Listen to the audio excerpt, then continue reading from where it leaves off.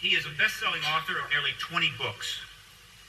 Most notably, the last one written with Tom DeLonge, Secret Machines, Gods, Man, and War, published in 2017. The year in which Open Minds named him Researcher of the Year. Peter has an insider perspective on the To the Stars Academy Arts and Science Initiative that can help us understand the history and agenda of this very important initiative. So please welcome to the panel, Peter Levenda.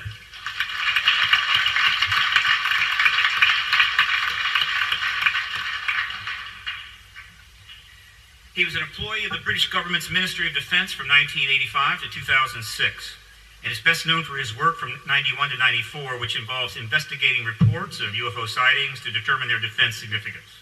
He has been called the British Fox Mulder. Ooh. Nick, so who is Gillian Anderson? Nick is a regular contributor to numerous documentary programs, including Ancient Aliens, Expedition Unknown, NASA's Unexplained Files, Unsealed Alien Files, UFOs Uncovering the Truth. He has written several books: Open Skies, Closed Minds, Encounter in Rendlesham Forest with John Burroughs and Jim Penniston. He was a witness at the citizen hearing on disclosure. Please welcome Nick Pope.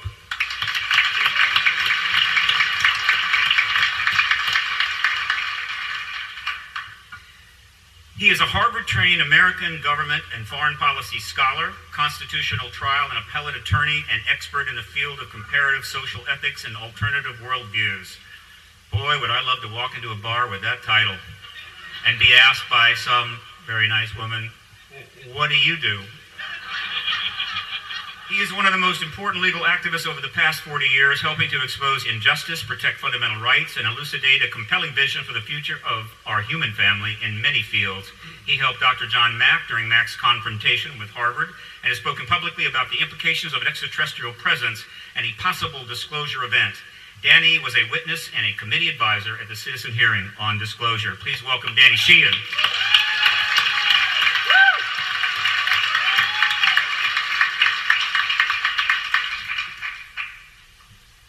He is a best-selling author of nearly 40 fiction and nonfiction books, several of which have been adapted for film and television, most notably Communion. The Communion series chronicled his experience as a contactee and helped launch an era in which hundreds of thousands of people have come forward with their personal accounts. During his long writing and research career, he has developed many contacts with government insiders. On his website, Unknown Country, and his internet broadcast program, Dreamland, he has commented on almost every aspect of the ET phenomena and its history. Please welcome Whitley Strieber.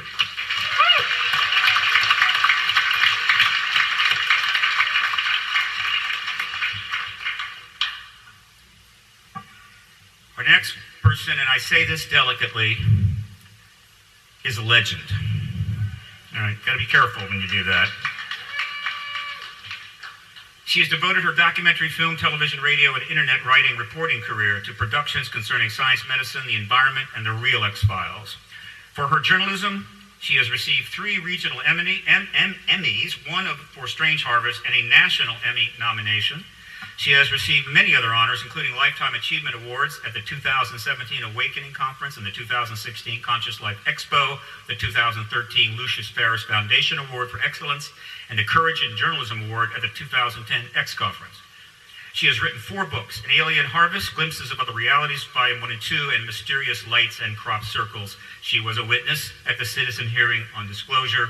Please welcome Linda Moulton Howe.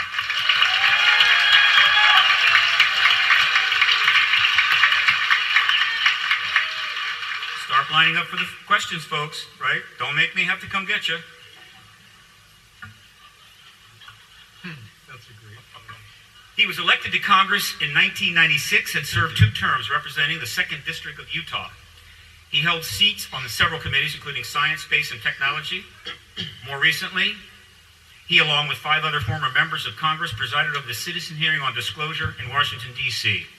He continues to serve his country by advocating for disclosure as one of the highest-ranking American politicians to do so. Please welcome Congressman Merrill Cook.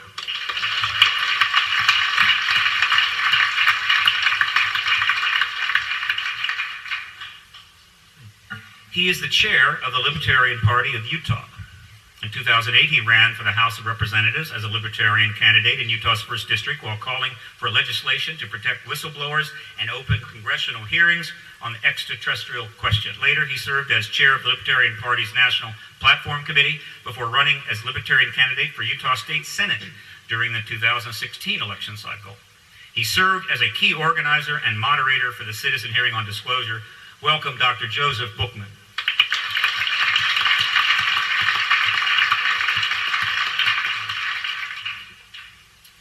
Who is this person? Oh, okay. We have a thing. He is, as far as I'm concerned, the leading historian on the subject matter this conference addresses. UFOs of National Security State, Volume 1 and 2, AD After Disclosure with Bryce Abel, and UFOs for the 21st Century Mind are must-reading. He has lectured around the world and has appeared widely on television, including Ancient Aliens, Hangar 1, and many documentaries. Currently, he writes and hosts the series False Flags on Gaia TV, and as well as the Richard Dolan Show on KGRA Radio. He is the publisher of Richard Dolan Press, featuring the work of many leading thinkers in exploring alternative realities in our world. He was a witness at the Citizen Hearing on Disclosure. Please welcome Richard Dolan.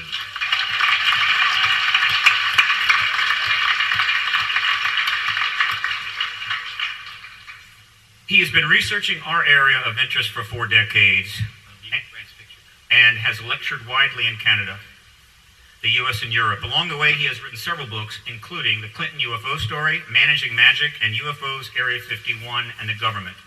He is best known for almost 3 decades of research into the role of the presidents of the United States in the history of the ET phenomenon. He is a recipient of the Leeds Conference International Researcher of the Year and International UFO Congress Researcher of the Year. He was a witness at the Citizen Hearing on Disclosure. Please welcome Grant Cameron.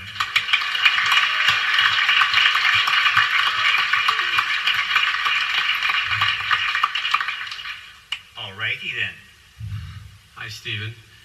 Yeah, I heard that the Two to Stars Academy is kind of waiting for permission before they make their next disclosure or announcement or what have you. My questions are, I guess, what are they waiting for? What's delaying that? And ultimately, who's in charge of what they get to say? Very good. This one goes to Peter Lamenda. Thank you for your question. A lot of people have raised a similar question. I've seen a lot of people talking about this. You have to understand that there's not a To the Stars doesn't have a big box marked UFO, and there's a whole bunch of videos and documents in there. And Tom, on an afternoon will go through it and say, no, maybe later. That doesn't happen. That's not how this is working. We don't have the documents. When I say we, I'm not really an official spokesperson for To the Stars, but I've been involved with it since the beginning. And there is no bunch of stuff that To the Stars has that they're giving out piece by piece. What happens is everything that's been released is released with the approval of the representative agency or the Department of Defense or the DIA or the Navy or whatever. Whoever has jurisdiction has to release it. We are beneficiaries of all of this as it happens. As soon as things become cleared and nobody's going to lose their security clearance over it, and et cetera, this stuff comes out. This is not being leaked illegally. This is being done fully legally. So that does take time. It's the U.S. government. Have you ever stood online at the DMV? Okay, so this is like the same idea. You got to fill out forms. You got to have things approved. It's got to go to multiple groups of people to approve it. So we understand the process. The To the Stars people are putting that into place as quickly as they can, and they are getting things released. Another issue, which is similar to what you just brought up, concerns the videos as well. People complain you don't have, the hour-long video or the half-an-hour-long video. Well, you've seen government documents that are declassified and they're redacted.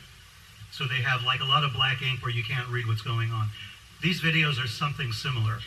Parts of these videos have been held back because it would reveal not more UFO material, but most likely it would reveal sources and methods. It would reveal what actually is transpiring between the F-18s, for instance, and the Nimitz, et cetera, et cetera. So some of that gets held back for that reason. But the entire videos do exist. It's just that only parts of it have been allowed to be released at this time. I know that's not a very satisfactory answer, but it's the best I can give you. The question was, when might we expect something new? Thanks for repeating. I was pretending not to hear it. The thing is, as soon as it gets cleared, we release it. When I say we, again, it's To the Stars in general. It's released. So To the Stars is holding nothing back. So as soon as it's available, it gets released. It gets dropped. Okay, I should add that it's very significant. It's far more significant that what is coming out, which is pretty profound, has been fully authorized and declassified by the military intelligence complex, as opposed to Luis Elizondo sneaking a bunch of stuff out in his lunchbox. That means that the imprimatur is there from the MIC, giving it far more power. All right? Next question. By the way, if anybody wants to jump in, give me the wavy finger thingy, okay? That way I know to definitely get you. Next question. I don't know exactly where this should go, but through the course of this weekend thus far, we've heard about the Disclosure Project being more than we would expect, and we should probably be bracing ourselves because it's going to be not necessarily alarming, but more information than the average bear is allowed to, can process. My question is, when you go through whistleblowers to try to get this information, and then you have the cosmic consciousness side coming into play with this as well, it doesn't sound like those things are working, or things that would work together. But when everyone works, like the panel this morning, everyone was basically on the same page, although there were some issues that seemed to strike a unbalance. Okay. But how are these things working together to get disclosure? Okay, very good question. Whitley, you're up. Well, they're not working together is the problem. There is an effort on, and has been for a long time, to understand in our terms what this is and what it means and what's going on.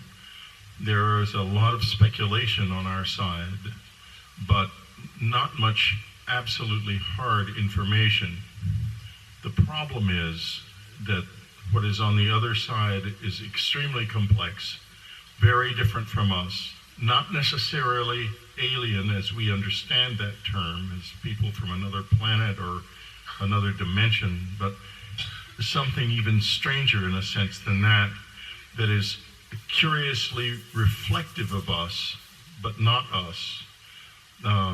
I know that there is a effort going on in the religious community, the theological community, I should say, in philosophy and in other academic disciplines, that is hopefully going to add some perspective that the scientific work that has been done has not been able to accomplish in the 70 years that we have actually been working with these materials that we have and the biologicals. I wish, it's a terribly important question. It is the question. And until we get into a position where our side, when it is asked of the leadership, well, what is happening, until we can get in a position where we can give an answer that relates in some true and useful and functionally repeatable way to the experience itself, we don't have anything to say. And so we're really quite helpless.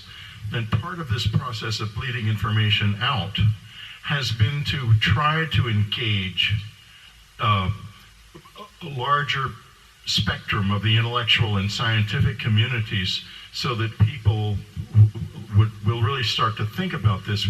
I would love it if someone like Dr. Roger Penrose would really focus on this, or and a number of different, especially physicists, there are serious changes taking place in different parts of the academic community, and some real thought going into how do we think about this? So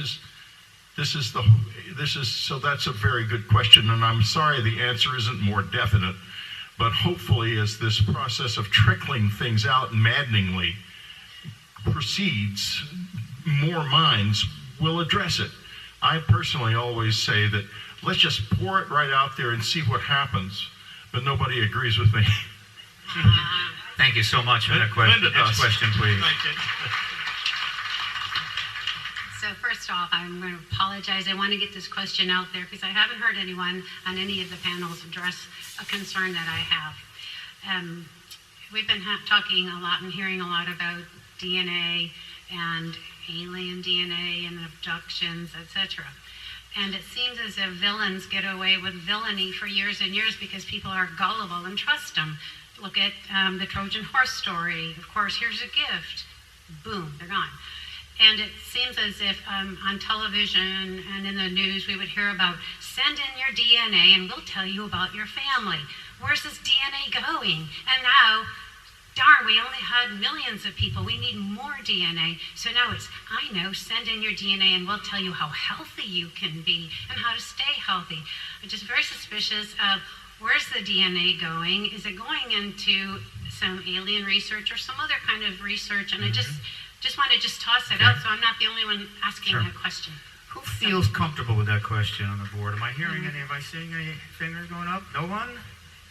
Oh, Richard. I think a few of us is would. going to take a shot at this tough one. I'll go after you then.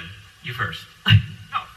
I can add a little bit of what we have talked about in Phenomena Radio, John Burroughs and I, with we do know that the DNA, for example, of somebody like John Burroughs has been of interest to certain agencies because he was the only person at RAF Bentwaters who was twice engulfed in light that apparently had terahertz frequencies that ended up damaging his heart and his eyes when he was 20 years old, and that later had a consequence on his having to have open heart surgery to survive, and that the issue of DNA keeps coming up not only with him but with others that are studying the abduction syndrome. And it was just about 2 or 3 weeks ago that somebody who is involved with the hybrid research said that their current estimate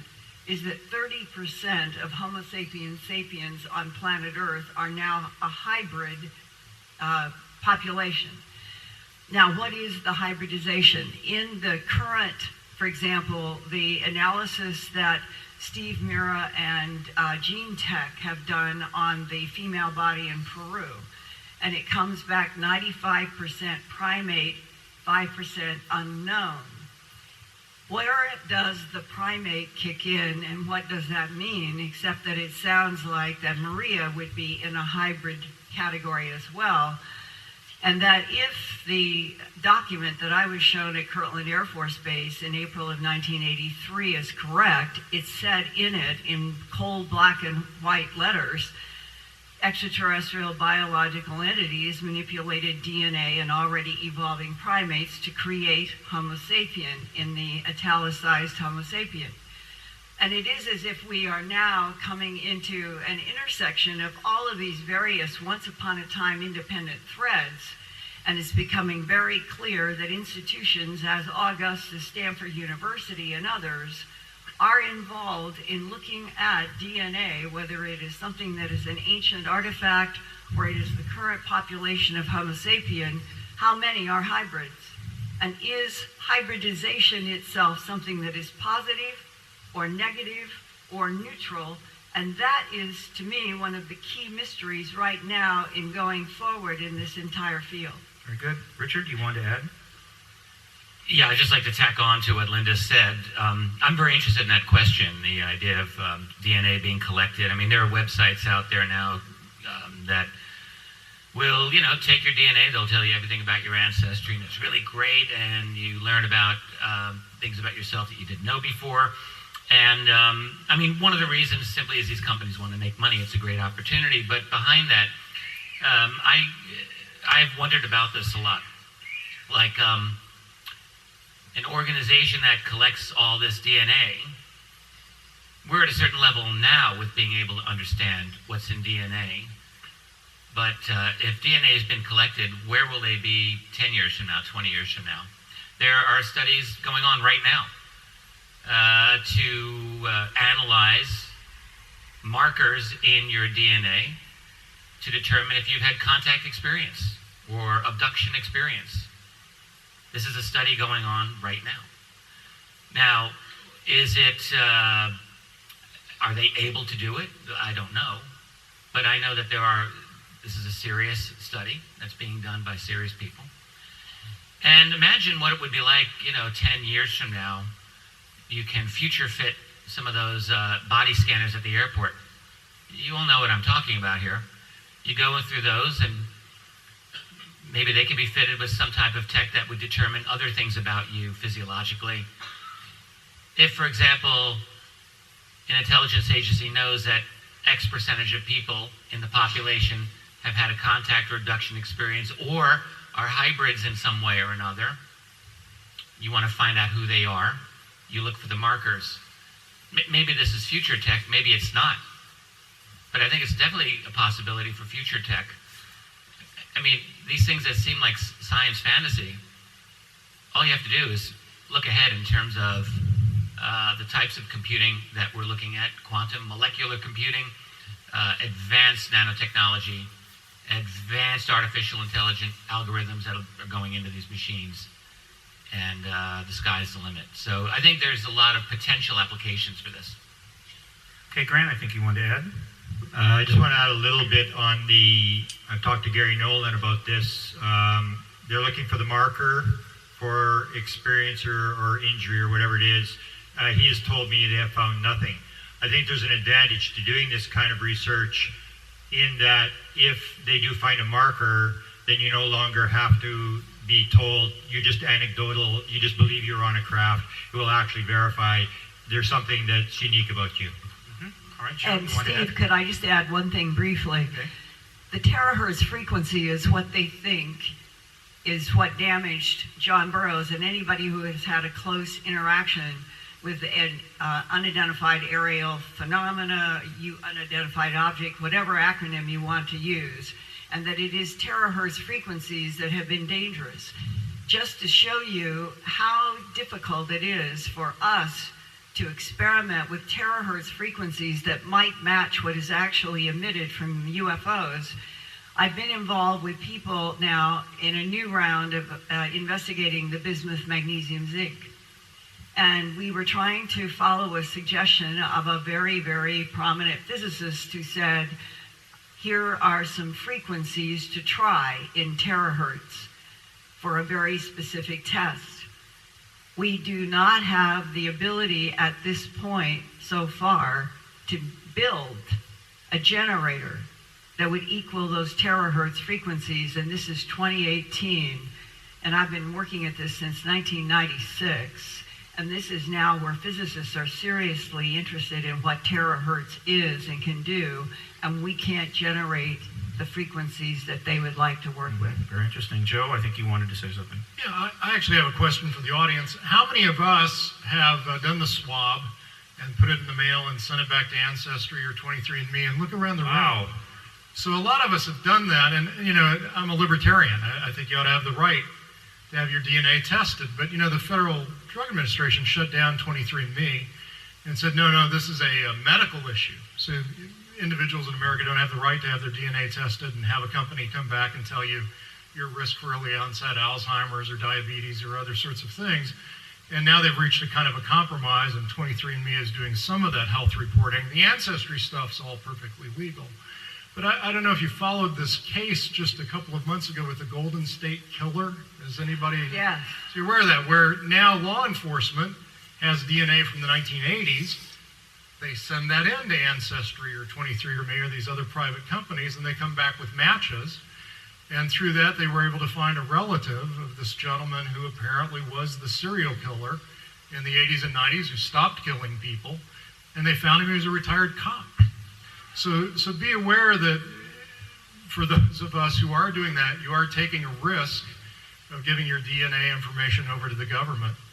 I've done it. I've found value in it. I would like to get the rest of the tests from 23andMe that they're prohibited from providing now. And apparently for about $5, that's available elsewhere on the internet. So you might want to look at those issues and consider them for yourself, and also politically. Do you have the right to know what's in your DNA and what that might suggest for your future health issues? But if you do that, can the government then access that private business to get that information back to do perhaps good things like solve old crimes, or perhaps lead us down the slippery slope into a kind of a tyranny that concerns all of us? Very good, very good. Look, I have another question for the audience, if you don't mind. How many have submitted their DNA to Ancestry.com and have a serial killer in their family? Oh, I thought there would be more than this. Next question. Hi, I'm Kurt. I'm a professional scientist and a media guy. My question is, generally speaking, when two species or civilizations contact each other, one of the ways you find this happen is trash. They bring trash, leave trash, accidentally bring invasive species, whatever it is, be it ants or people. We're all dropping off trash when we're making things, building things. Why aren't we finding more trash from these extraterrestrials? Or are we, and are there just organizations actively cataloging these, kind of like Indiana Jones style or something? Who wants to take a shot at that? Linda? Whitley? They're collaborating on this one. Well, they certainly littered a field in New Mexico in 1947. True. We're still cleaning up from that. There's that. There's one thing that Lou Baldwin in League with a UFO wrote. He said that the self-activating software in the UFO technology that he was exposed to automatically put back every bit, every pen, everything within niche and places in a craft, so that it was impossible to ever lose anything and there never was any trash. Okay. They're very tidy. Next question. I have a very brief, serious question. Could you span back from the mic a little bit, sir? Not quite that close. There you go. Can you hear me now? Yes. I have a very brief, serious question followed by a very brief, serious comment. Okay? Because it's very important what I'm going to share. How many of you know of Leo Emil Wanda? Ah, yes. He is on the internet as part of a complex story involving, I think, gold and massive amounts of transfer of he was money. He was President Reagan's junkyard dog. Why? He was the youngest teenage operative as a junkyard dog. He didn't have to answer to alphabet agencies like FBI or CIA or whatever, because he was operated under the Totten Doctrine. You can find out what the Totten Doctrine is. I'm not going to explain that right now, but what I'm going to tell you right now, because he's a junkyard dog, he was assigned. Reagan said to me, I want you to bring down, this was the 1980s, I want you to bring down the Soviet Empire. He brought down the Soviet Empire. How did he do it? I'll make it very brief. Very brief. He discovered what cognitive dissonance is. Does anyone know what cognitive dissonance is? I think we do. Yes, we do. But in a nutshell, it's just, I don't care attitude. And that is what is holding us today very bad. But same thing happened to the Russians is happening to us at that time to the Russians. That's why he was able to bring down the Soviet Empire. Okay. He amassed incredible wealth for the American people. I think I am going to finish, please. For the American people, he saved $31.32 trillion. How did he do it? He got the Russian rubles, and then he took the rubles, and it was invaded by the Promise software. He used the Promise software and raised $31.32 trillion. He put it into the under the Clinton administration. He put it into the Treasury Department, the Treasury, and it disappeared, 4.5 trillion that he put in. The rest of the 26.5 trillion, he knew that something most likely will happen and they're going to steal it. So he has it still to this day. He has the key for it, and they're in different places. All right, please ask him to go to my GoFundMe page. He even talked to President Reagan. Thank you, sir. Thank you, sir. He We talked, appreciate it. Thank you. Richard has got an angle on this. Richard, please. we're done. He talked to President Trump. He knows already.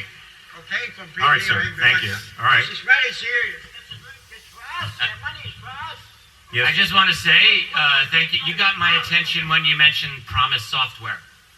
So I was doing my best to follow you, but you mentioned Promise Software. And if some of you out there don't know what that was, that's very important indeed.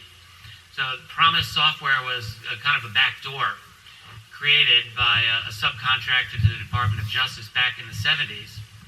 And it was actually a really great sort of early type of spreadsheet plus social media, Facebook sort of tracking software that was not used for anything other than standard Department of Justice type court case tracking.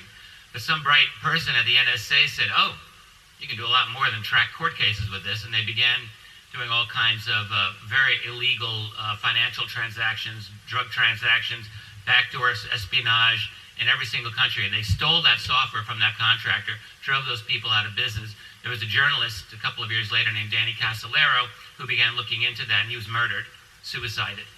And the Promise Software, I'll do my best to look into that, sir. But that's really important because it's a software mechanism by which deep state and intelligence community operatives have done a lot of deep illegality. Yeah. Abuse of power. There's a lot of that, and you get that from a secret state. Next question, sir. I have a POTUS question. Excellent. I know there is a black budget program for space exploration, probably in our solar system. Does POTUS know about that? And that's why he's always talking about starting a space force. Take that one. Who feels good with that one? Make one quick comment on it. During the citizens' hearing, Senator Gravel revealed that at his time, the United States Senate, which would have been in the Nixon administration, that we had a space force going then.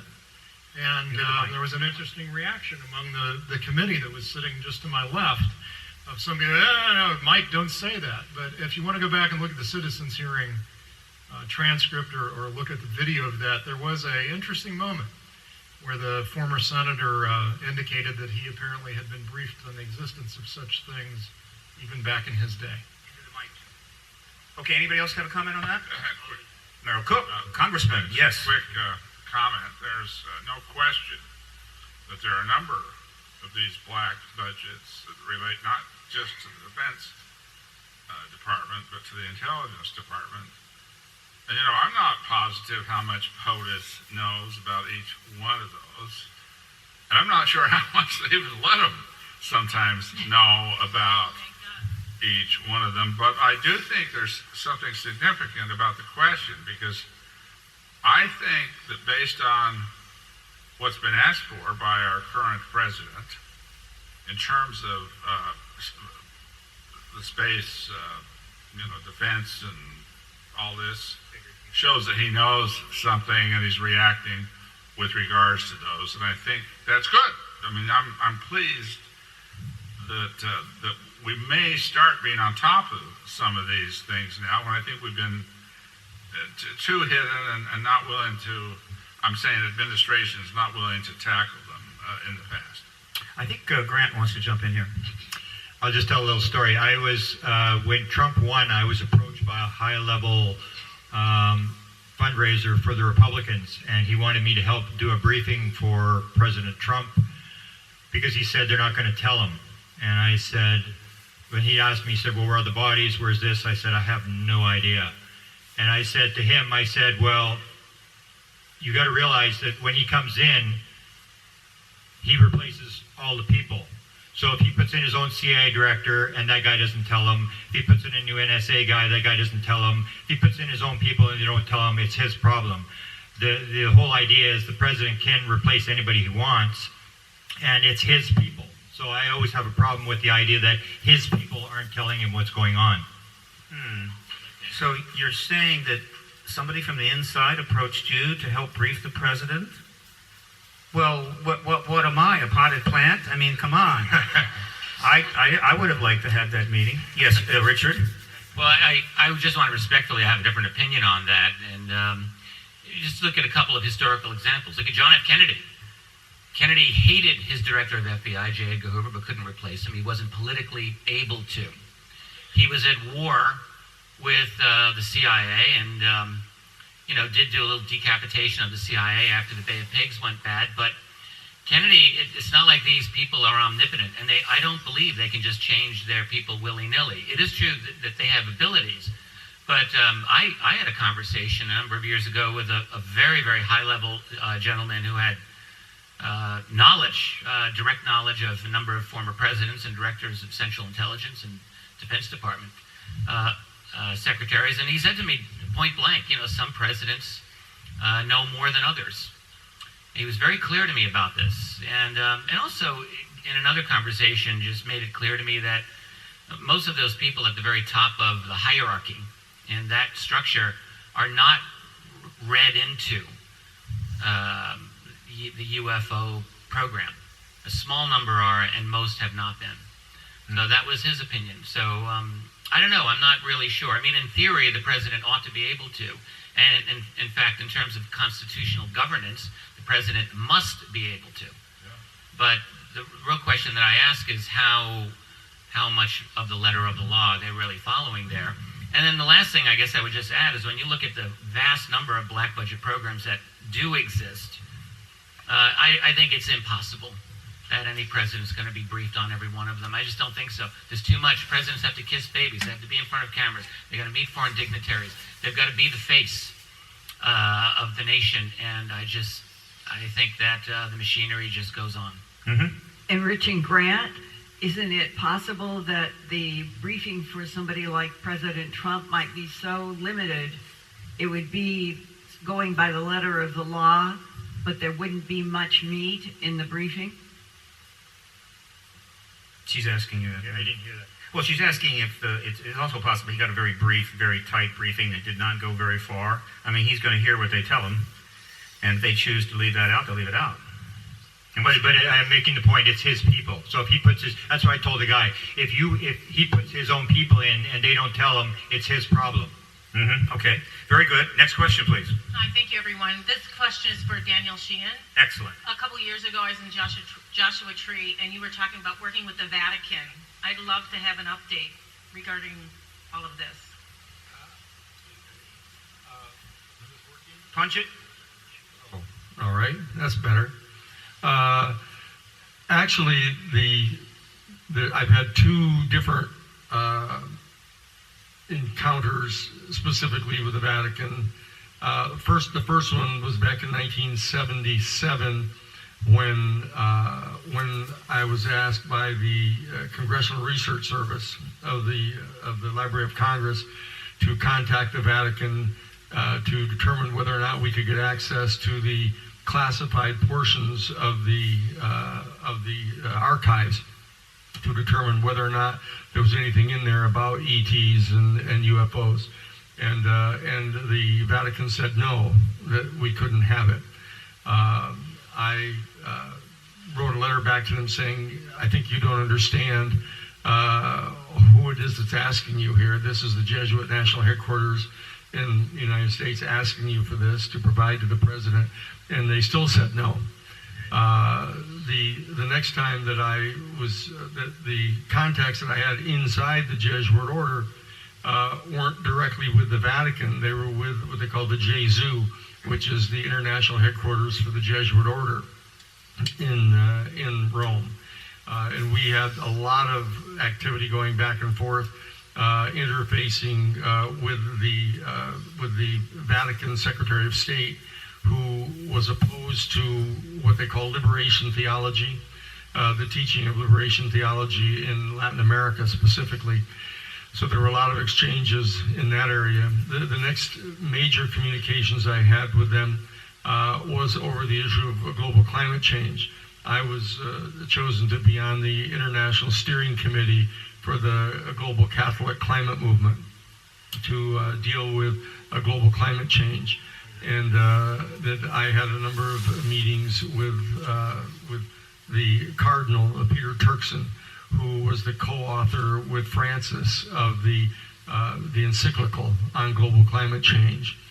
And then the other major contacts I had is I was asked to go to Russia, actually, to meet with the primate of the Russian Orthodox Church, because there was a conflict going on that there was an effort being made by the major candidate to be made the new head of the Ukrainian Orthodox Church, to be the new primate, who was thinking he was going to pull himself out from under the relationship with Russia and to go under the tutelage of the Orthodox Church in Greece. It's a little esoteric here, but that's that whole thing about whether the Ukraine is going to stay in the sphere of Russia or whether it's going to come over to Europe, that whole thing. And I was going back and forth on that and briefing the Assistant Secretary of State at the Vatican on that. I actually had meetings with the people that were involved in leading the uprising against the Russian-backed government in the Ukraine. But none of that stuff had to do with the UFOs. But when I was coming out of the meeting with the Assistant Secretary of State, I was approached by the director of the Vatican Library, who remembered my communications earlier, asking for this information. And I was brought into his office, and we sat down and we discussed this. And he asked if I would be willing, in consideration for being considered to have access to this information, whether I would be willing to review the entire internal classified portions of the Vatican library relating to the pontificate of Pope Pius XII. Pope Pius XII is the pope that signed the Concordat with the Nazis and the Italian fascists with Mussolini.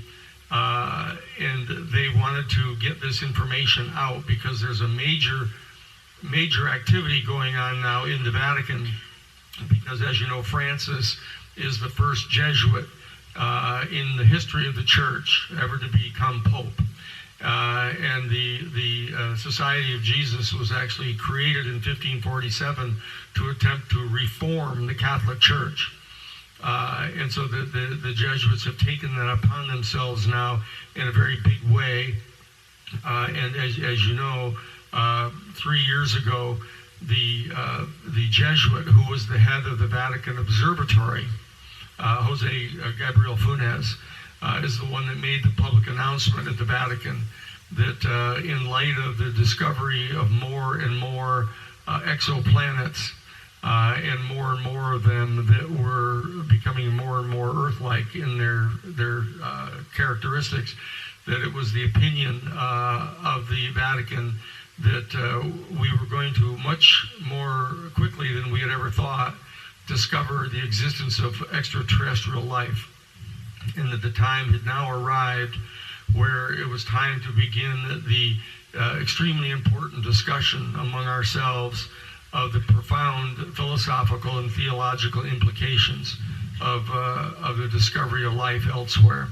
I then began a series of conversations with Jose Gabriel Funes in my capacity as the previous legal counsel for the Jesuit order to ascertain whether they were talking about extraterrestrial intelligence of a highly technological development, and they were talking about that.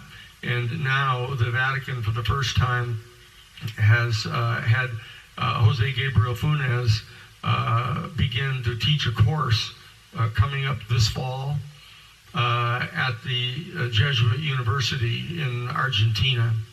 on the philosophical and theological implications of contact with a highly intelligent and highly technologically developed but distinctly non-human species in our galaxy. That's great. So that conversation is underway now.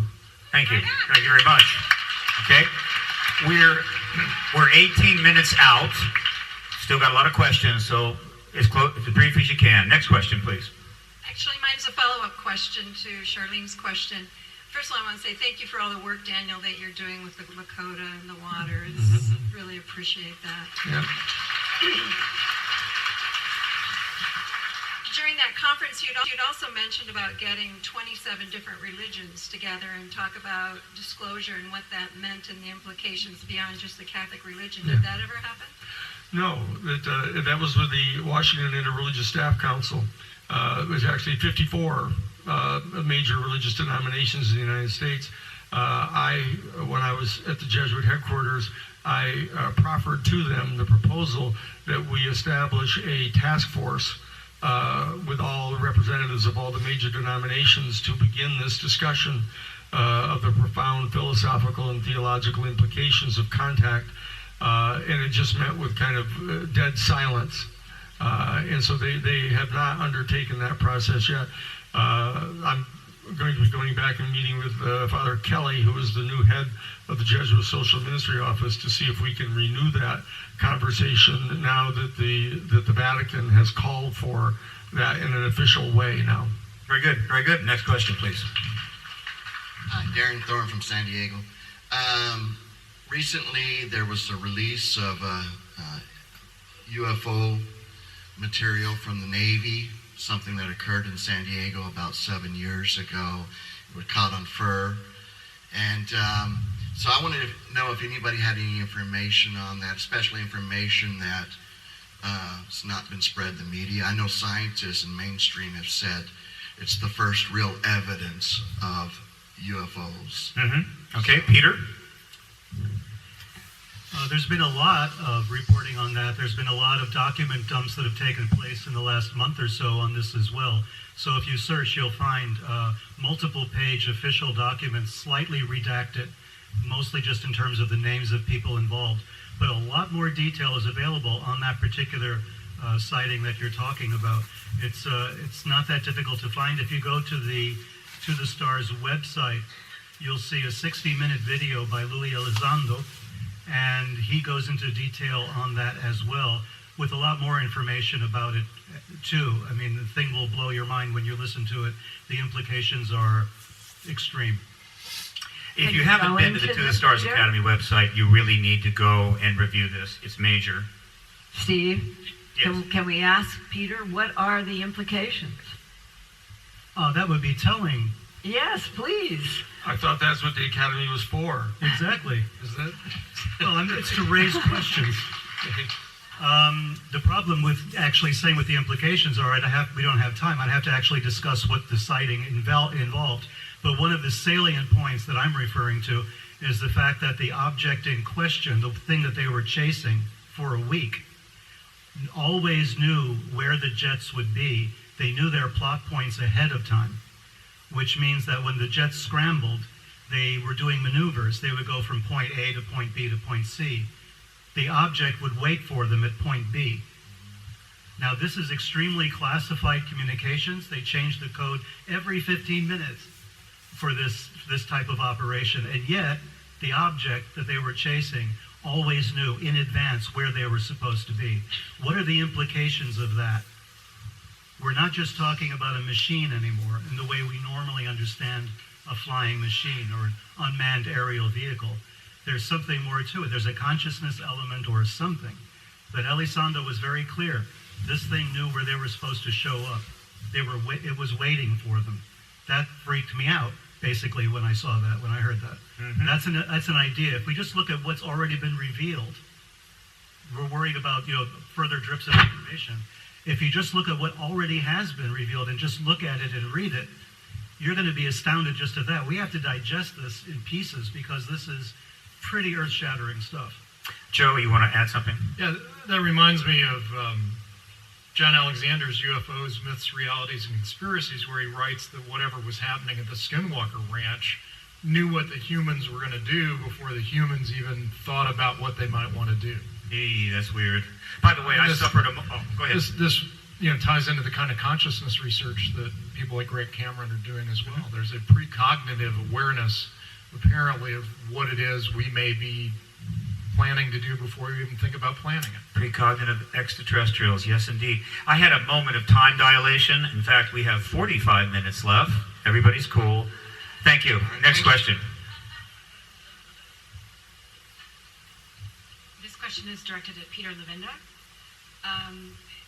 There's usually two categories of documents. There's classified and unclassified documents, but there's a third category that doesn't usually get talked about, which is the documents that are not classified but point to what's actually happening in the classified documents without having to be classified.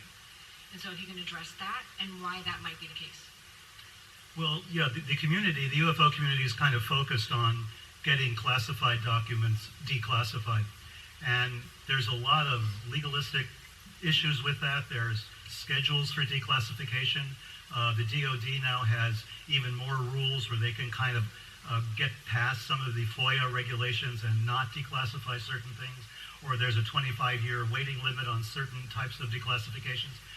But there's also a lot of documents that are just simply not classified. They're not classified as secret. They're just documents, but nobody knows that they exist. So nobody knows to look for them. No one knows what to call them or how to find them.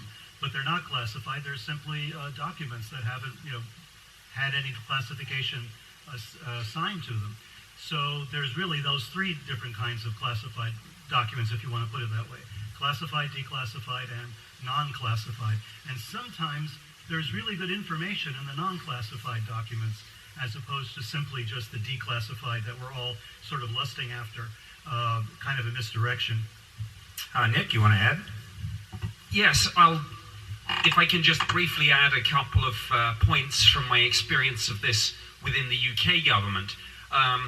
Firstly, I just wanted to go back to the previous question and say that government defines, or certainly the military and government in the UK define a threat as being a function of capability and intent. And if you look at some of these Navy videos, we can see, or we can begin to get some insights into the capability, but what we don't have any real insight into is the intent. So we have an equation where we only know one of the functions. So I throw that in simply because it just gives an insight into how governments view this.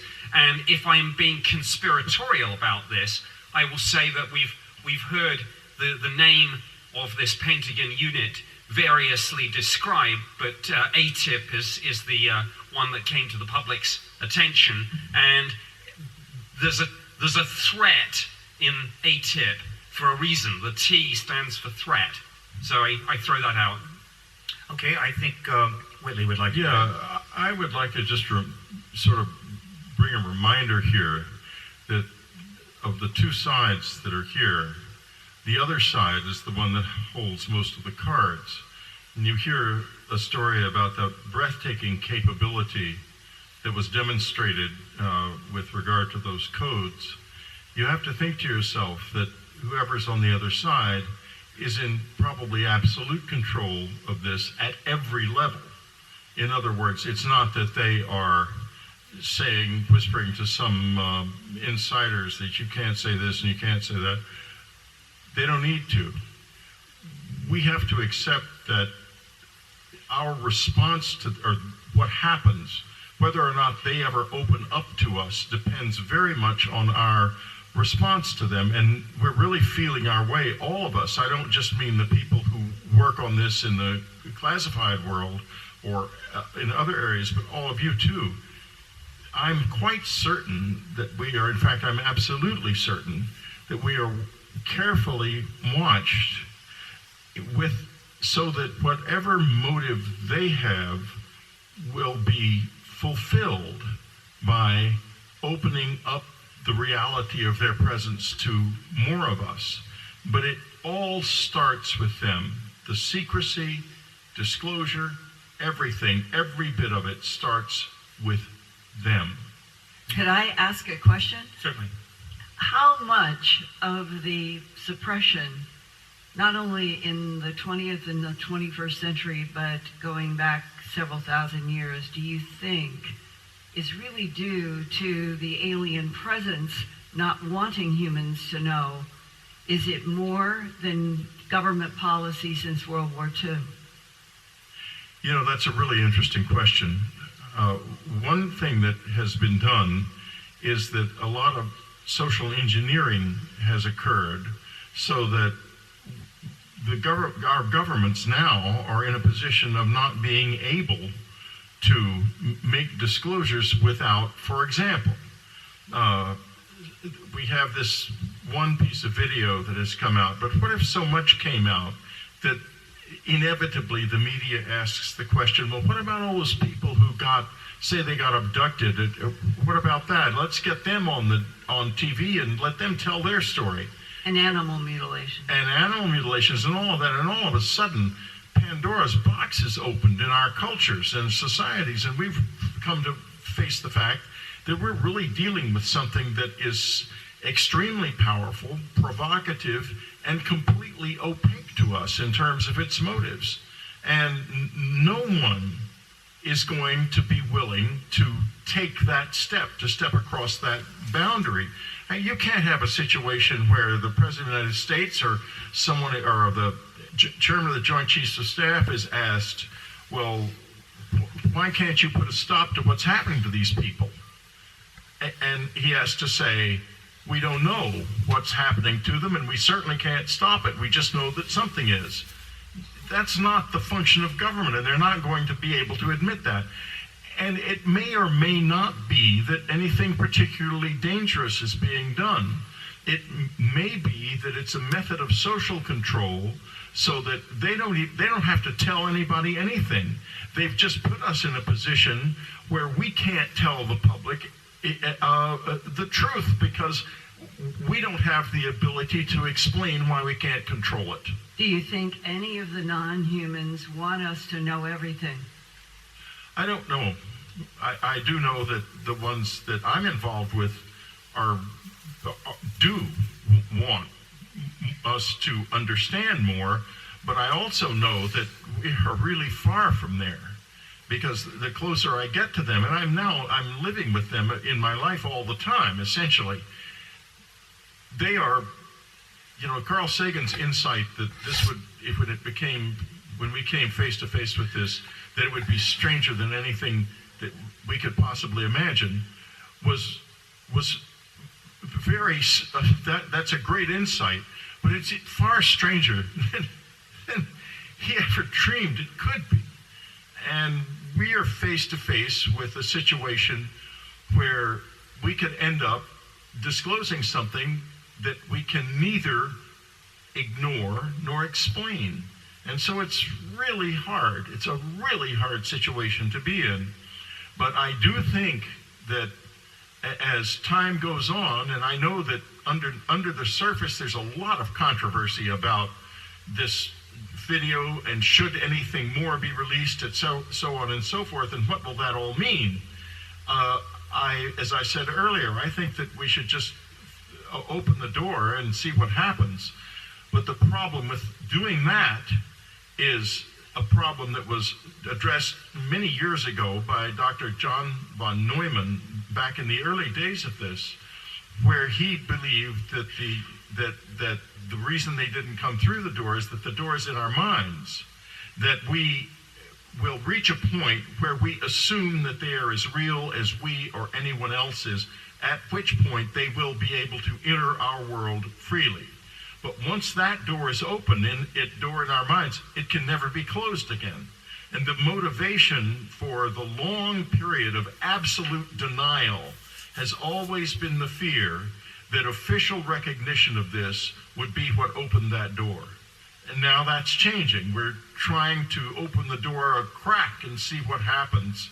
And hopefully something good will come of it, because after all, as ominous and peculiar as all of this is, it may not be something that we don't want. It may be very much the opposite. And unfortunately, I think we're going to have to take a risk in order to find that out. And it's a risk that every single human being will be involved in taking, both individually and societally. Powerful comments, yes. All right. Stephen, Next question. Wait a minute. Just one short point. That is the purpose, I think, of the Vatican having issued the public statement that it has, asking all of us to begin the conversation among ourselves about what we believe to be the full philosophical and theological implications of contact with an extraterrestrial civilization, because it's necessary for us to do some of the work ourselves. Because I think we've been in this position for the last 70 years, or at least 50 years since Roswell, of just like children saying, come on, tell us. And then we've been speculating and making up ideas and theories and all this kind of stuff. But we haven't really been coming to full grips with the philosophical and theological implications and what do we think of them. Mainly because we aren't even having a big discussion about theology or philosophy for that matter. So I think that it's really important for us to take this thing seriously. What Whitley is saying is that we need to, in a certain sense, earn the right to know this. Not just to demand it, but the right to know it by developing a full set of philosophical and theological understandings that can accommodate whatever this reality may be. We don't want to be in the same kind of situation of the Manhattan Project and say, let's set it off and see if it lights up the entire atmosphere and kills us all. Yeah. You know, so all right. that's the issue, I think. Next question. Hi, my name is Apollo. I'm a musician, model, actress, activist, and artist. My question actually follows up on this last comment here. But my question is there a way, or I guess I'm asking, would it be a good idea for us as citizens to organize a rally protest against the Vatican Library and places like that to release secret books and knowledge that have been so wrongly hidden from humanity? Well, that is a way that we could do it. That what is being suggested is that what activity ought we to be engaging in to have these fundamental philosophical and theological discussions among ourselves, so that we can, in a certain sense, at one and the same time, demand that they give it to us, but also demonstrate that we're capable of processing it.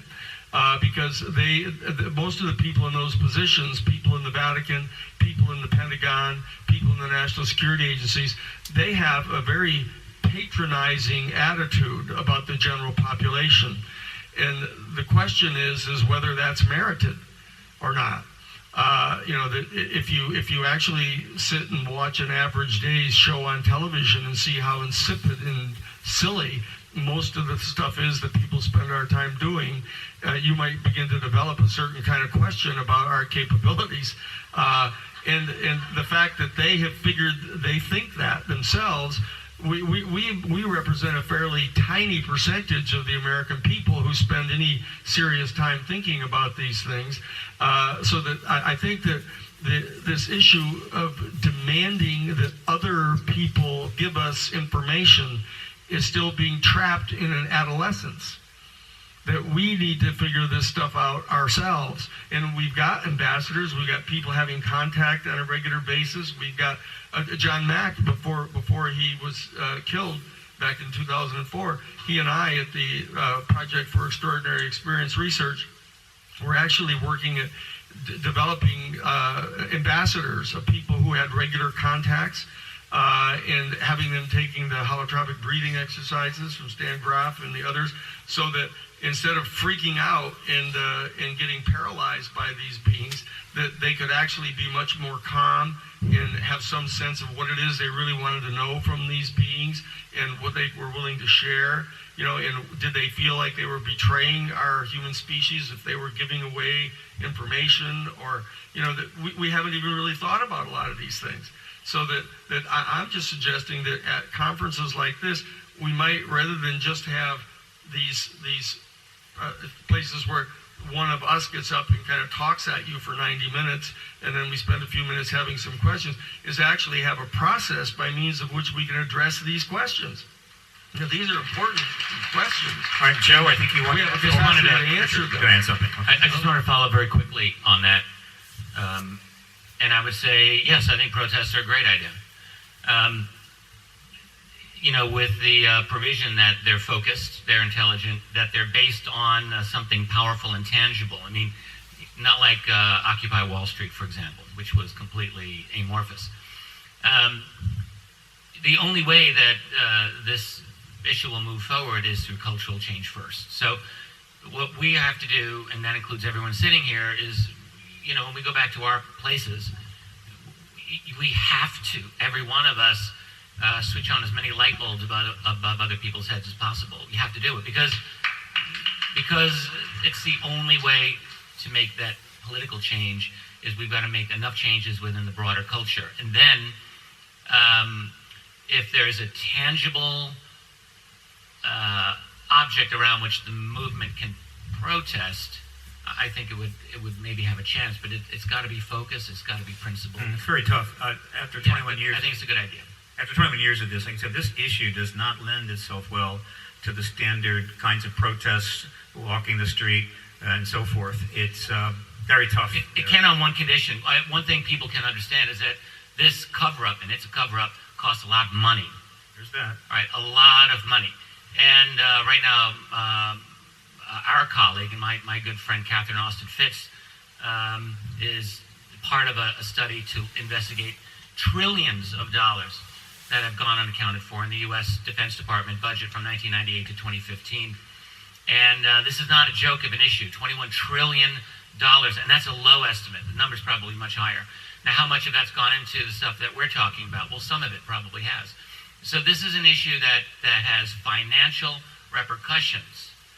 And, something to keep in mind. It's not simply some generic, what if there's life out there kind of a question. This is something that affects life down here, not only in terms of these other beings that are physically directly interacting with us through body and mind and soul, but also through our money.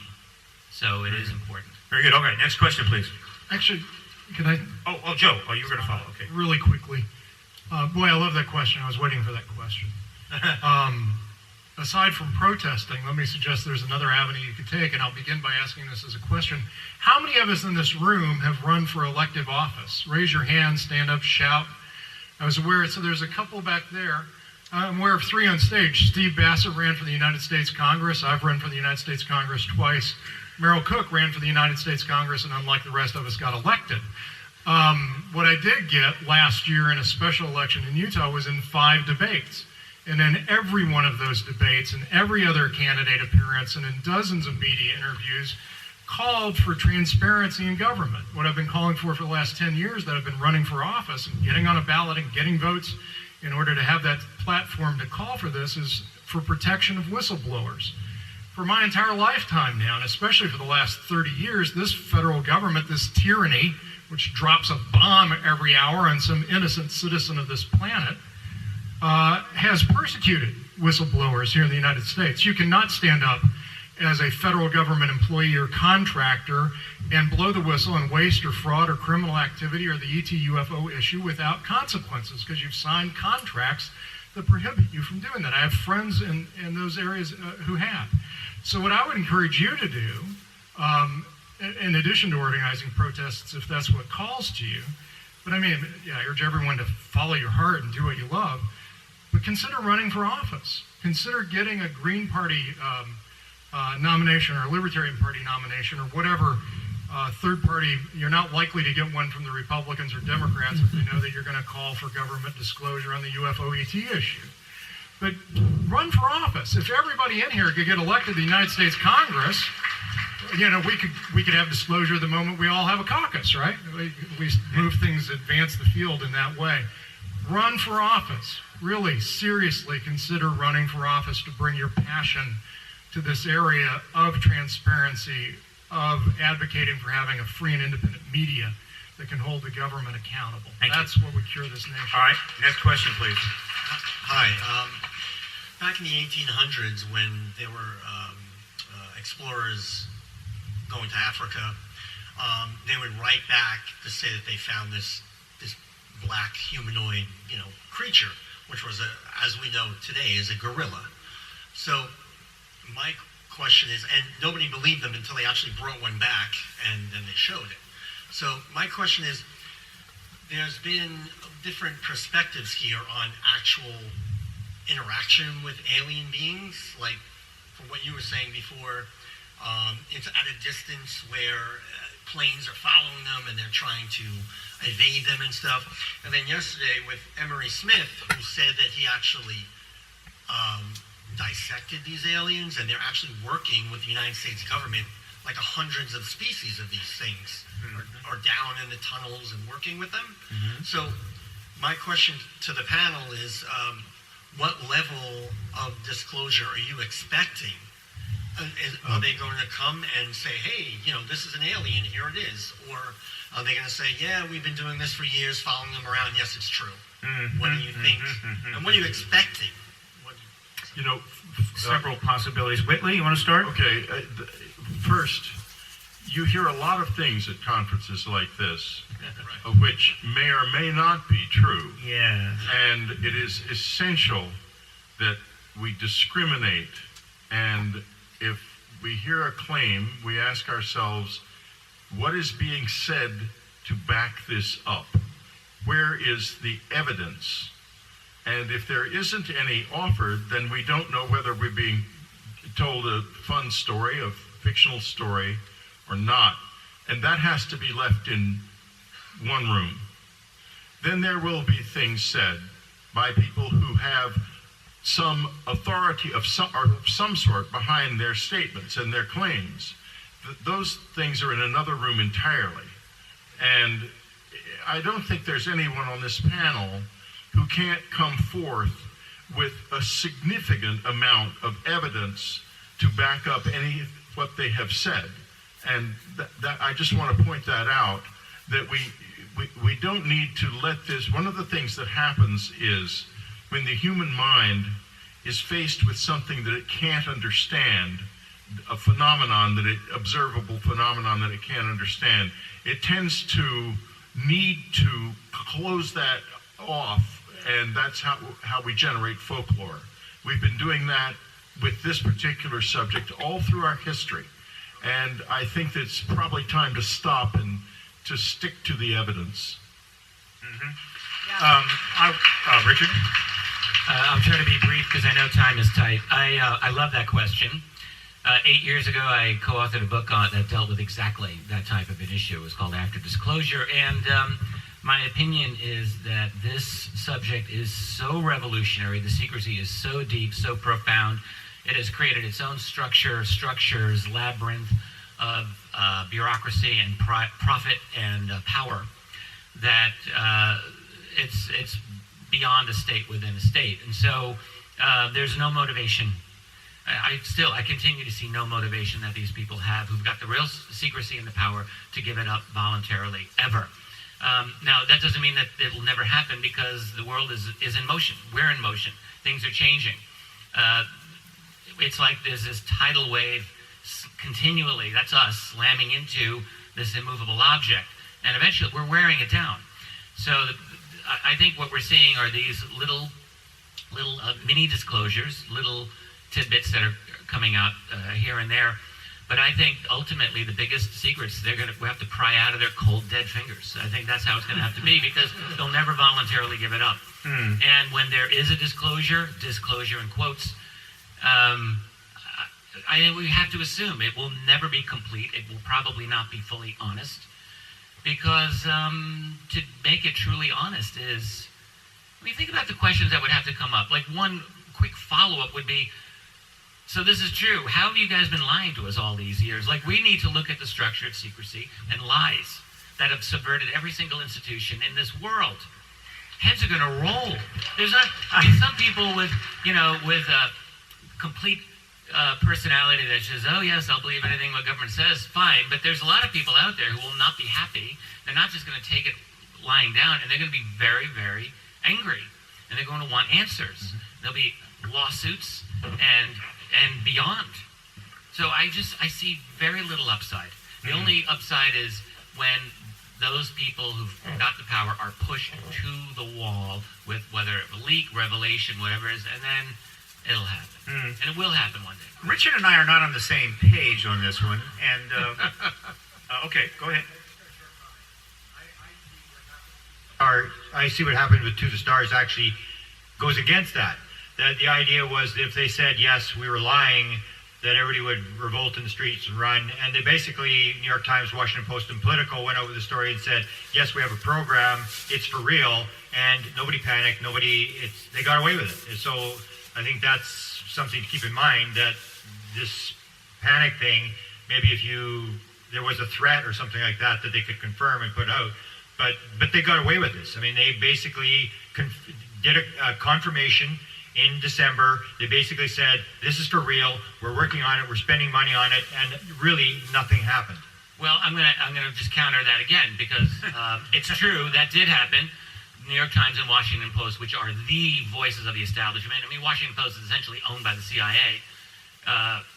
So they put that out. Of course, they did no genuine follow-up investigation whatsoever on any of this. Any real investigation that's followed has been done by private individuals. So the mainstream media just dropped it. I mean, after a little flurry of, the other affiliates covering it. Also, I would just point out, in New York Times and in the Post, both had op-eds and editorials that followed that were very highly skeptical of those articles. So it's like they give a little bit and then they just pull it back a little bit. So there was, yes, a disclosure. I agree with you. And it was significant that they did it. But it's not like they're just throwing it out there. And of course, all the important implications of the secrecy have never been addressed by any of those mainstreame media. None at all. Merrill wants 30 seconds. Merrill, of course, please. 15 seconds. I wondered at times whether, no matter how much a government changes its rules and its procedures on secrecy, which is absolutely overwhelmingly ridiculous, especially if you're talking about a democracy, a republic, people that are supposed to believe that we're in charge. But nevertheless, I've wondered that I think ET is very sophisticated, first of all. I don't think anybody could argue that they have to be for what they've accomplished in their civilizations and that they might be here and among us. Well, if that's the case, I think ET is going to have something to say about when the real, full, total, complete disclosures happened. I've wondered if they, through some mechanism, I think they might have something to say about it as well. Okay. We're down to 15 minutes. We got to move on. 30 seconds. Okay, go ahead. Just 30 seconds. So one of the positives of this, from when I first ran in 2008, I was tinfoil hatted, ridiculed, front page headlines, immigration taxes, little green men, and it was all hoo-yah. 10 years later, after John Podesta's statements about trying to cause disclosure in the Obama administration, Hillary Clinton's, Bob Bigelow's now, and others, and the New York Times taking it seriously. When I was asked about this in a debate back in August, I just hammered my opponent with, this is a serious issue. So now if you run for office and you call for disclosure on this issue, you can cite facts and reports from people at high positions in the political system that give you cover for that I didn't have 10 years ago. On several occasions, I have put it out there that Richard and I are prepared at any time to have a disclosure dialogue, preferably at a university. We haven't got a lot of calls, but we almost had that at the New School in New York, which would have been an extraordinary venue. But when the New School found out the subject matter, the room became not available. But I can assure you, if Richard and I ever get on the same stage to have a disclosure dialogue, you want to be there. Next you got to run for office and to be in a debate. Just go run for Congress. Thank you for putting together the ultimate disclosure panel. I'm up every night listening to you guys on YouTube. So we're just as smart as those guys that behind the scenes. We don't have to beg. We've been begging for 70 years. Please tell us. Please tell us. We have to get inside their mind. And it's sort of what Whitley said. How do they tell us? And after that, it all falls apart, sort of like the church went through with Galileo. At least they're more progressive now. How do we say the earth isn't the center of the universe, and what's people going to think? So how do we start to get inside the mind of those people in control? It'd be great to go down the panel and just see what little piece can we push this impasse forward. What can we do? Maybe Richard said, yeah, protest, cultural revolution. But if everyone had a little, it'd be a nix on the inside. Not everyone. We're down to 13 minutes. Oh, okay. Right. So well, if one person, I'm going to let one person respond if they like. How do we get inside the mind? Maybe Whitley, I'll ask you, and Linda, of the government and the ETs to move this impasse forward? And I'd love to hear Grant too, because. All right. Go. Tackle that man. Thank you for the most spectacularly impossible question I've heard in a long time. But there is progress being made. For example, many of you know I have an implant in my ear that connects me to the visitors. So you may know that story, and if you don't, I'll tell it to you at some point. It's been there since May of 1989, and over the past 5 years, it's gradually become more and more active, and I've become more and more able to use it. During the course of this afternoon, it's been turned on, and it usually isn't turned on at these conferences. I have no idea who's on the other side of it. I do know that they don't penetrate into my mind. They're not trying to take me over. There is an incredibly careful and skillful give and take involved.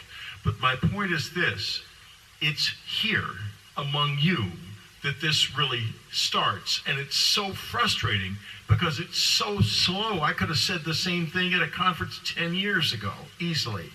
And we're still struggling with this. This is something that has to do with really a very large-scale world historical change in the whole nature of the way we see reality. And it's just going to take time. And what the worst part, and I'm going to talk about this in my workshop, is that we don't necessarily have as much time as we need. So we got to get around this somehow.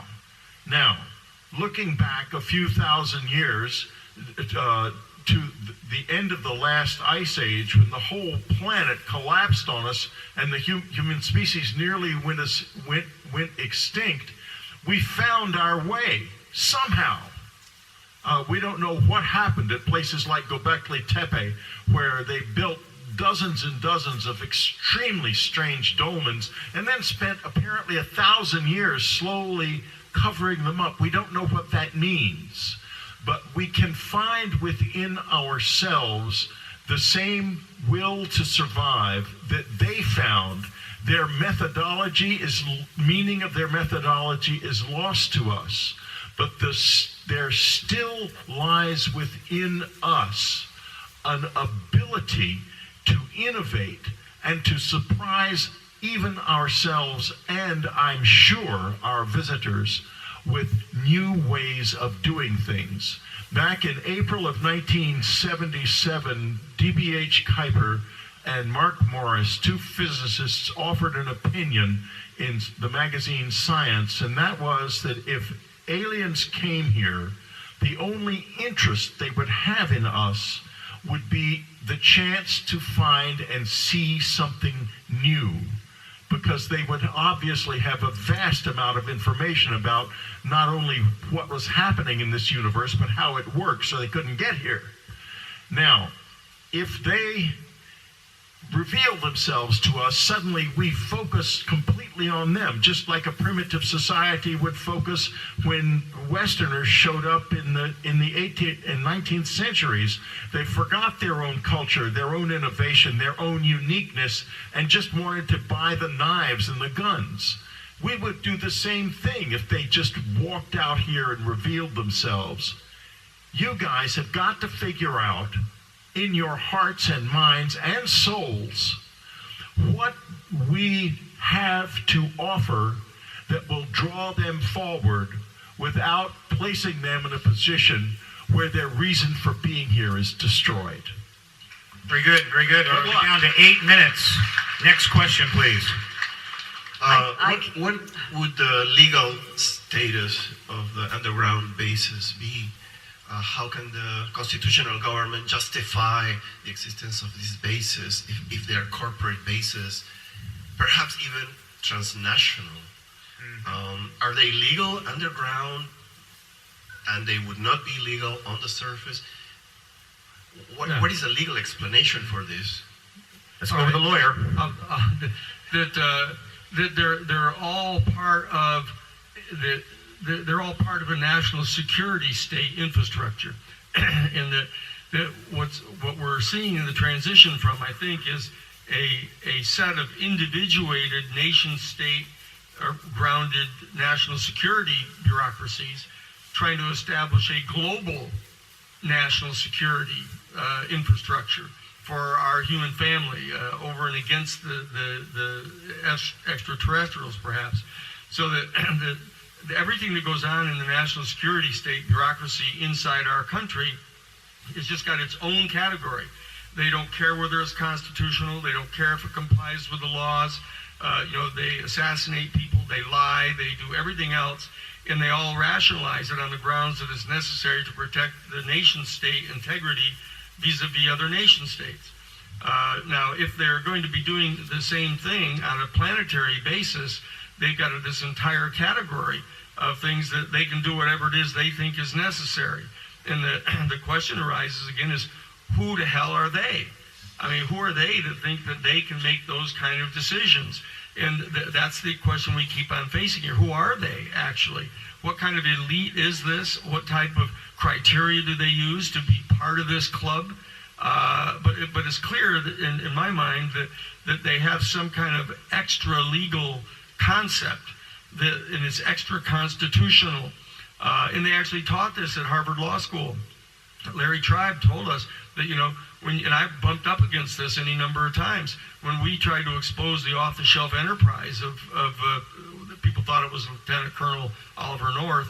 It was actually Theodore Shackley, who was the director of covert operations for George Bush Sr. They had this entire off-the-shelf enterprise that was functioning completely extra-legally.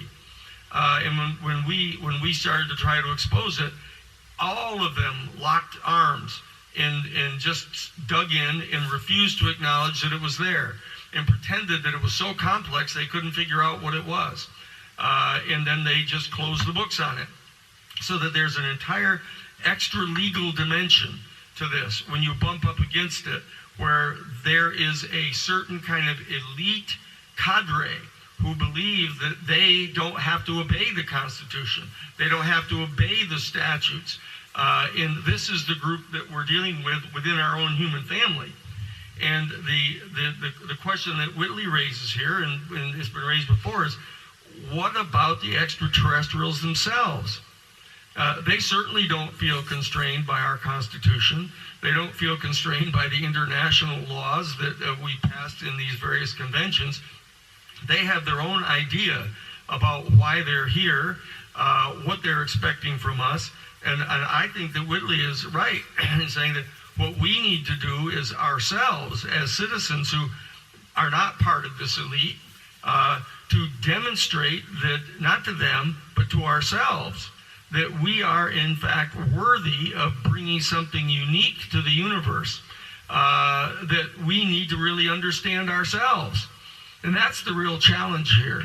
What is it that we represent that is unique, that we can stand forward and not be manipulated by this elite cadre on our planet, and not be manipulated by an extraterrestrial civilization that treats us like gorillas? We've got to demonstrate that we're capable and surprise them, and more importantly, surprise ourselves. That's the key. That's the key here. We got to feel that we merit this type of responsibility of making these kind of decisions for ourselves and not waiting for someone else to do it for us. That's the key to this thing. Okay, we're down to 4 minutes. Next question, please. I apologize in advance for those who don't make it. Keep it really quick.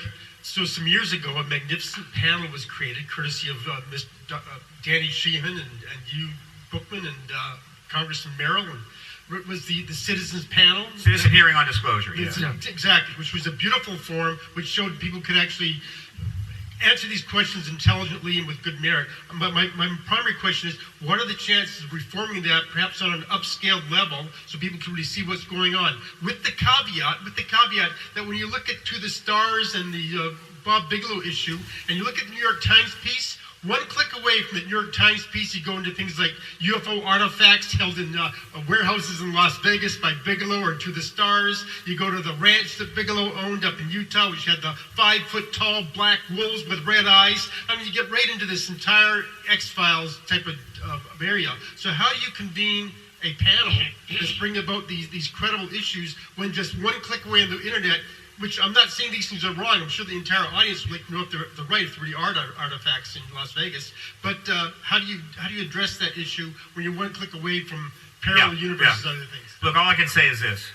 We're watching everything very closely. I'm going to jump in. Well, no, after you, of course, Steve. Excuse me. Yeah, we're watching everything very closely, and the first opportunity we can to put something in there to create something, right, assuming some funding will come from somewhere to help us out, we're going to take advantage of it. Merrill. Yeah, I just want to say that I've never been more optimistic about the chance of going from, for example, mock hearing, which got me into this whole situation, which I'm so glad to be in. A truth seeker that's really along with all you truth seekers. But I've never been as optimistic as I am now that sooner rather than later, we're going to have not just mock congressional hearings, but real congressional hearings. And I think there's a possibility, maybe I'm too optimistic, but I think there's political action. I don't think running for office is the only thing that's important political action. I think the tweets, the contacts and support of people that believe in the right things and believe in truth, and going out and recruiting truth seekers, and maybe it's yourselves to do it. But I've heard more at this conference, and I was particularly pleased last night with how close some things came recently. I'm not giving up on our current president by any means, that he might just surprise us all. I mean, has he surprised you on some of the other things he's done? What if all of a sudden he started tweeting about he's going to find out, he's going out tomorrow to Area 51, and by damn, he's going to open up some files. It'll turn out the disclosure will come via Twitter. We knew it. We knew it was going to happen. All right, we're down to 1 minute. Next question. Next question, please.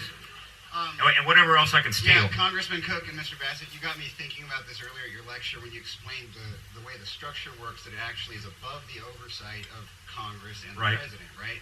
And you're saying, who are they that thinks that they're above the law and that they're not beholden to us? And it costs trillions of dollars to suppress this. Could it be that we're asking, to know what the ET presence, what the deal is with ET presence on the planet, this group that we want to tell us, could it actually be that part of our government and the military-industrial complex is the ET presence or controlled by it? And then instead of asking them to, like the slave masters, to tell us about themselves, that maybe we should seize the information. And if you don't think I'm right, tell me why. I think there is a possibility there, and I don't mean to jump in, Steve, without Go ahead. you assigning the speaker, but I think there is a possibility, because I can't imagine Barry Goldwater, who tried as a candidate for the Republican, he was the Republican nominee to so many people we could talk about. Ronald Reagan later, Clinton. I'm not sure. I don't know with Obama's record, and then going on Jimmy Kimmel, whether he really tried hard. But I know Jimmy Carter, for example. Let's take a look. And I kept thinking, how the hell can't the President of the United States get this information? And why wouldn't he fire a Secretary of Defense, or even a head of the NSA or CIA or wherever, even the FBI maybe is? I don't know who the bottleneck, who the gatekeepers are on this, but it has, I've thought for some time, that maybe it's not what's recognized as a regular government person, but rather ET. Now, when I said that maybe ET is more in charge of this disclosure than we recognize, I'm not saying we can't dig out the truth, even if that's true, but I'm saying I believe it's certainly a hypothesis worth considering if it's not the majority opinion of those that study ufology and know a lot more than I do, but I think you might be onto something with that question. Last comment from Whitley. Last comment. Okay.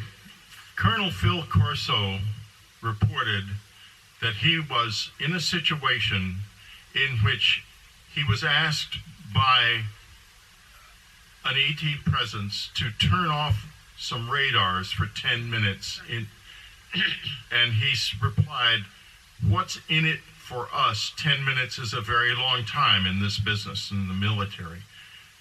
The answer was, and this is something we all need to take to heart, a new world if you can take it.